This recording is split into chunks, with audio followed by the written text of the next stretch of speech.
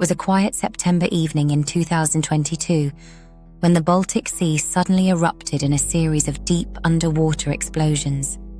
At first, no one knew what had happened. But within hours, the world realized that Europe's largest energy pipelines, Nord Stream 1 and 2, had been catastrophically damaged. It was an attack with no victims, yet with consequences that reshaped energy politics, security policies, and global alliances. 3 years later, the true story behind those blasts remains unclear, and the questions continue to deepen. The night of the explosions began like any other: calm waters, scattered fishing vessels, and silent shipping lanes illuminated by distant navigational lights. Then, at 2:03 a.m., seismographs in Sweden recorded a sharp, unmistakable shockwave beneath the sea.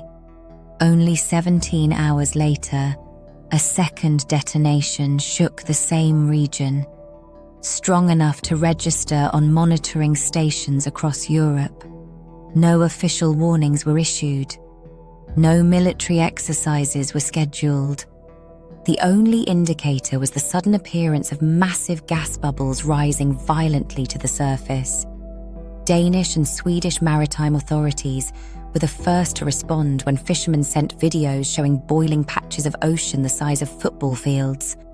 Coast Guard vessels rushed to contain the area, while satellites picked up an enormous methane plume drifting upward through the atmosphere.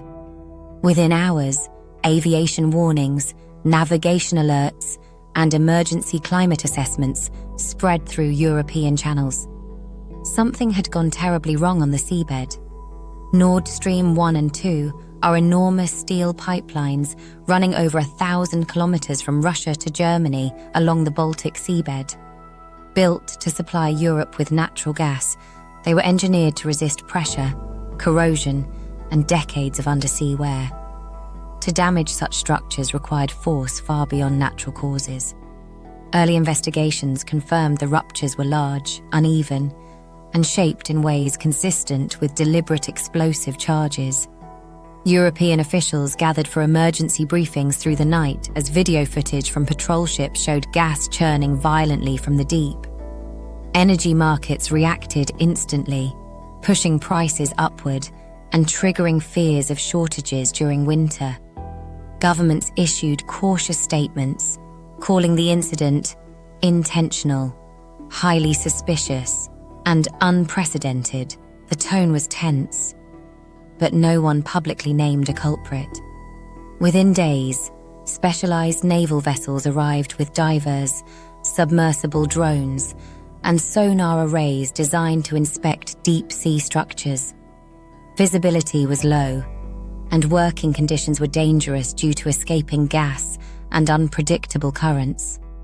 When investigators finally reached the pipelines, they found twisted metal, displaced sediment, and deep impressions on the seabed. The patterns suggested powerful external blasts rather than internal malfunction. Explosive residue was detected near the damaged sections, though investigators did not publicly specify the exact materials. Experts explained that such residue can point to a type of shaped charge used in underwater demolition. These charges are typically deployed by trained teams using specialized equipment, tools not generally accessible to ordinary groups. Yet despite these findings, no official report has ever conclusively stated who planted those devices. Theories multiply across Europe. As news broke, theories spread faster than the gas itself. Some analysts pointed towards state-level sabotage, arguing that only a nation with significant naval capabilities could execute such an operation.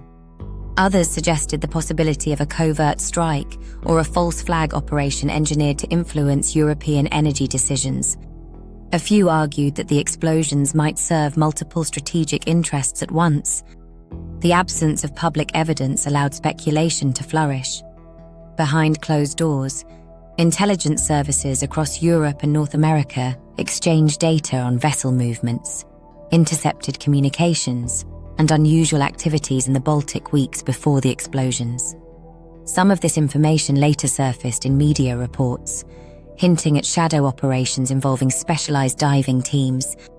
However, every leaked document came with disclaimers, uncertainties, and conflicting interpretations. The deeper investigators looked, the more complicated the picture appeared. Satellite tracking identified several vessels that passed near the pipeline area with their transponders temporarily disabled. These dark ships raised immediate suspicion, as legitimate vessels rarely turn off tracking in a tightly monitored sea. Yet investigators could not publicly link any single ship to the explosions. The Baltic, crowded with military drills, commercial ships, and research vessels, remained a maze of possibilities. The methane released into the atmosphere was one of the largest single emissions ever recorded. Environmental monitors described it as equivalent to the annual emissions of millions of cars. Bird migration patterns were temporarily disrupted, fishing zones were closed, and emergency ecological surveys had to be carried out for weeks. Though no long-term marine disaster occurred, the incident highlighted the vulnerability of underwater infrastructure worldwide. The destruction of Nord Stream did not only break pipelines, it broke assumptions. European nations were forced to accelerate their shift away from imported gas, diversify energy suppliers, and secure alternative routes. Some countries benefited from the increased demand for liquefied natural gas. Others struggled with rising costs and political pressure. The event reshaped the energy geography of Europe almost overnight. Public statements from different governments often seemed at odds with each other. Some leaders hinted at responsibility without offering proof. Others called for restraint and cooperation. Meanwhile, parliamentary inquiries demanded clarity, but most official details remained classified. The lack of transparency fueled frustration among citizens who wanted answers. One of the strangest aspects of the Nord Stream case is that no group or nation has ever claimed responsibility. Analysts note that sabotage on this scale usually sends a message, but in this case, the message remains silent. Some experts believe the intent was to create uncertainty rather than to deliver a clear signal. As of 2025, no definitive culprit has been named. Official investigations from Sweden, Denmark, and Germany have published only partial summaries. They confirm the blasts were intentional. They confirm explosive devices were used. They confirm the operation required advanced capabilities, but they do not identify the responsible actor. The Nord Stream sabotage forced Europe to rethink the security of underwater pipelines, power cables, and data links. NATO established new monitoring programs, installing sensors, expanding patrol routes, and investing in rapid response teams. Civilian infrastructure once considered safe is now recognized as vulnerable. The incident became a turning point in how Europe protects what it cannot see under the sea. The Baltic Sea has returned to its usual quiet, but the scars on the sea floor still remain. 3 years later, the truth remains hidden beneath layers of secrecy, strategy, and the cold, dark water. The question persists.